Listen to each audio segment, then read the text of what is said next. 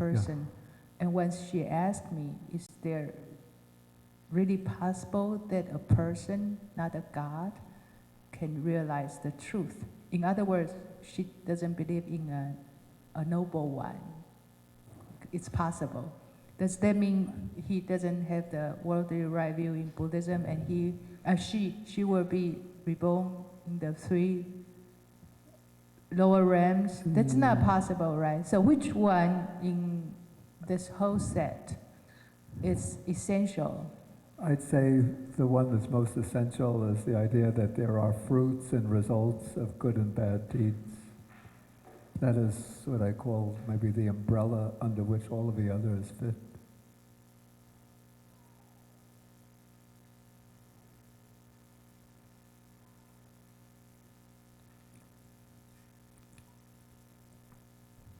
Yeah, so if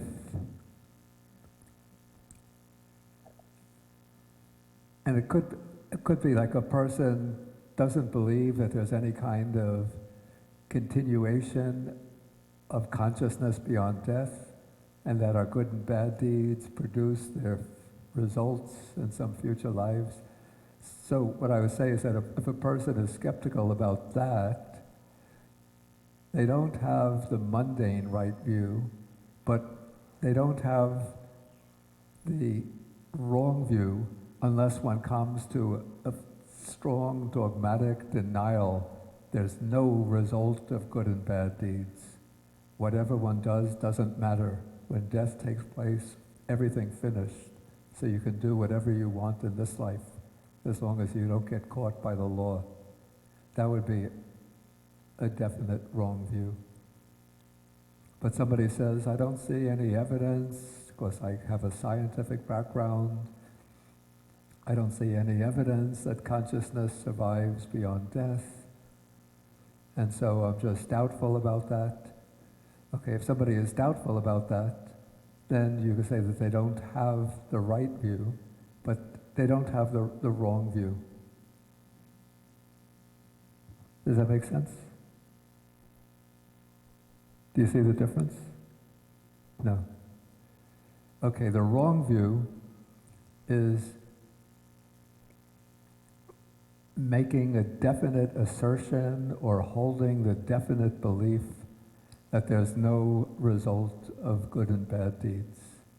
So one holds either mentally or else one proclaims outwardly that our morally significant actions don't produce any consequences beyond what we could see in this life, that there's no karmic results of our good and bad deeds. So that is the definite wrong view. But somebody can be doubtful about, is there a survival of... So that's a wrong view, because they believe something and assert something that is contrary to the content of right view. So they're contradicting what is right view. But if somebody has some question about it, they're not ready to accept the belief, but they're not denying it. So they're just saying, I'm going to suspend my belief about this. I'm uncertain about it. I can't sit. I don't know. I don't want to make any commitment one way or another. So that's not holding a wrong view. It's just that one doesn't have the mundane right view. Does that make the difference clear?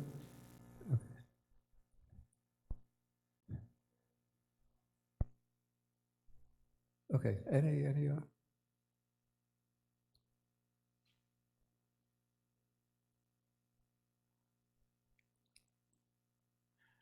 Bhante, I know you've answered this like long time ago, like, I've heard it on a tape.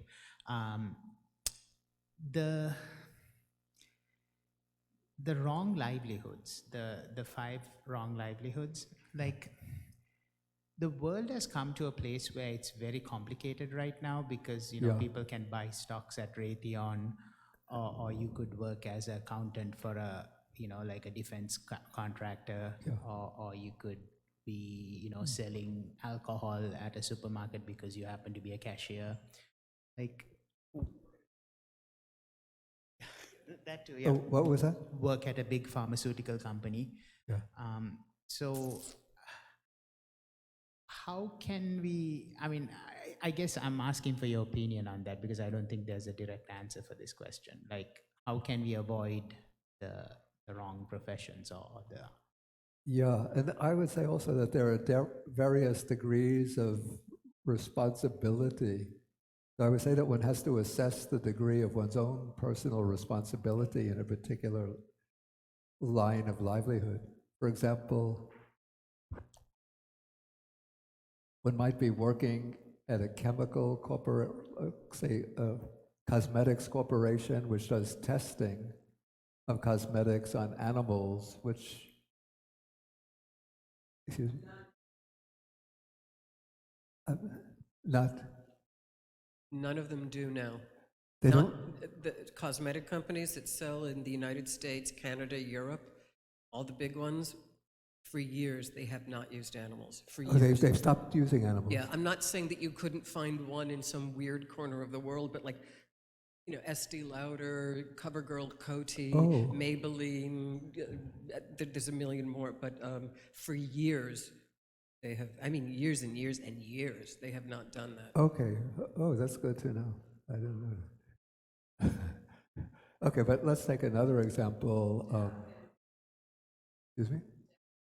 Dow Chemical, or Pfizer, or, you know. Okay, Dow Chemical, maybe it's making chemicals that are used in weapons, let's say. Dow's more like agriculture and things like that, which has certain applications. But then, but a lot of these places, it's like they like Pfizer, you know, has and Eli Lilly has some good drugs, some bad drugs. You know, you have chemical companies. Oh God, who made Roundup? I mean, that's caused a lot of like Monsanto, which got bought up by Monsanto, Bayer. Okay, yeah, they got bought up by Bayer, you know, in Europe recently. There's aspects of they do some good things, you know. I mean, look, people hated Monsanto, but if it weren't for them, a lot of the world wouldn't get fed. On the other hand, they also created a lot of really harmful products that hurt the environment and people and animals. Yeah. So anyway, the guideline is, because there are so many interconnections of different industries, production of different chemicals and so on, you just really have to form one's own judgment and avoid, I would say, participating in a branch of a company which is directly producing anything that falls within those 5 categories.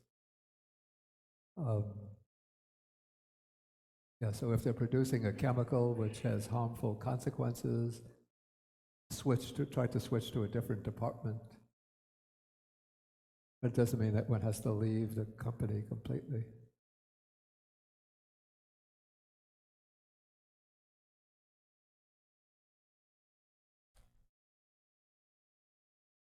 And they just, what if someone working for Philip Morris disaster recovery program? Say again? Philip Morris is a tobacco company. Yeah. They do charity work also. Yeah. They distribute disaster recovery for natural disaster. So if someone working for Philip Morris in a branch that is do good for the environment, Yeah. is it a right livelihood? I would say so, as long as one is not involved with their cigarette manufacturing. But if they're producing other products which are beneficial, and if one is involved in that branch of the company, I don't think that would be wrong livelihood. Thank you. It's very difficult sometimes to make these decisions because of the, as I said, the close interconnections of different lines of manufacturing. Yes, Treya.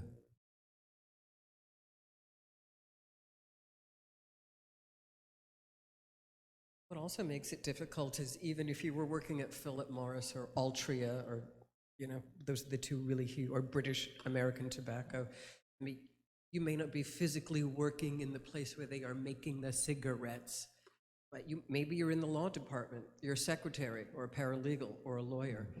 Yeah, you're not producing it, but you're going to be working on lawsuits against you. You're still not necessarily working for the charitable division. Yeah. You may look at those legal documents as well, because everything passes through legal. So it's hard, I guess it's hard to say, it's hard not to get, quote, tainted, Yeah. Yeah. by the whole thing. I think a lot of these things are a gray area. When you were speaking of intoxicants, I have a really dear friend.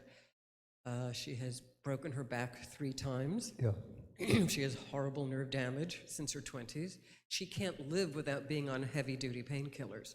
Yeah. She cannot live. I mean, Yeah. she just can't do it. She's really bright. Yeah. She tries not to take as many as, Yeah. she tries to keep it down, but she has to take them every day.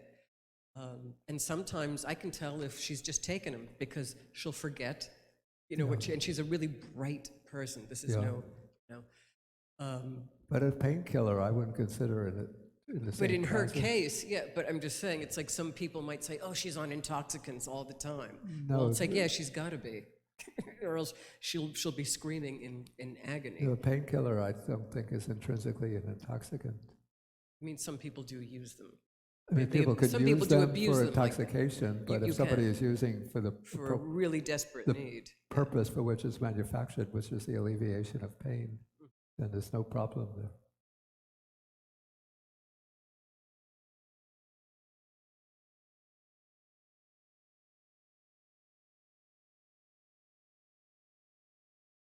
Any other questions?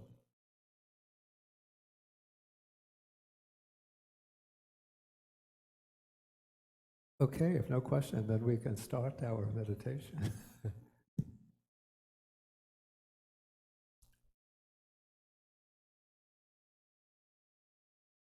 And be sure to keep the spaces between the tables clear. Push